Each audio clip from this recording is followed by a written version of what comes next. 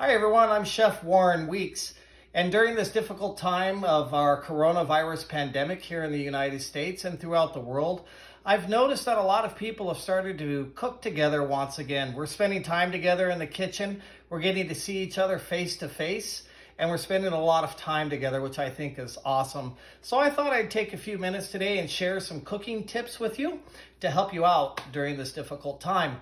And by the way, for those of you that don't know it, hey, cooking releases dopamine, and those of us from the 80s really get into that kind of stuff. So today I thought we'd talk about chef's knives, how to use them, and the point. The practicality behind using a chef's knife is consistent cuts. Make sure everything cooks together, caramelizes together, will really help elevate the flavors of your food. And then number two, your food will actually last longer after you cut it if you use your knife properly. So the first thing we'll take a look at, the chef's knife. The blade is extremely long. The reason it's long, it's designed to use the entire blade from the front all the way to the back. When we cut through the product, just like we're using a saw. We don't press down. When we press down on foods, it tears the vegetable fibers. When the vegetable fibers are torn, then they are exposed to oxygen. And when they're exposed to oxygen, that begins the deterioration process. So we want to make sure that we start with our tip at the beginning of the product and we run down and through the food. So in order to hold a chef's knife, what we're going to do, we're going to put 3 fingers onto the grip. Index finger and thumb onto the blade. 3 fingers on the grip, index finger and thumb onto the blade. With our opposite hand, we're going to make what we call the claw. The claw, we're going to put our fingertips down on the cutting board.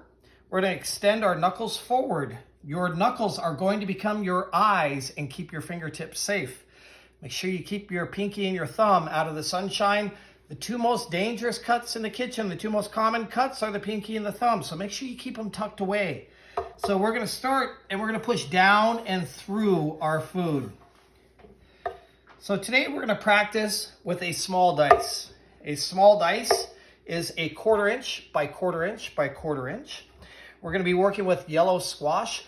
Yellow squash, by the way, has more vitamin C per serving than an orange does. So it's also a great source of dietary fiber. It's healthy food for you. So we're going to take it, we're going to cut our yellow squash into 1/4 inch planks.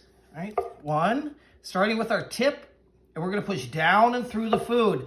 I'm putting no pressure to cut down. The knife is doing all the work.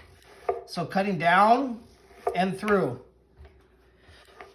We'll take our plank. We're going to lay it flat under our cutting board. And we're going to cut 1/4 inch strips in that plank. From this, we will have a cut known as a bâtonnet. A bâtonnet is known as a French fry cut here in the United States, 1/4 inch by 1/4 inch by 2 to 3 inches long. We'll lay those flat. We're going to come through with our knife once again, tip at the front, 3 fingers on the grip, index finger and thumb on the blade. We'll push down and through the food. We're going to make 1/4 inch cuts.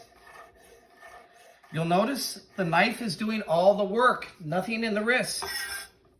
Ladies and gents, we have a perfect small dice right here. So when I go to saute these over high heat, they're going to caramelize very, very nicely. It's going to create a lot of complexity of flavors in my foods. So hey, I hope everybody enjoys this tip. Enjoy your time with your family. Take care, everybody. Have a great day. Bye-bye.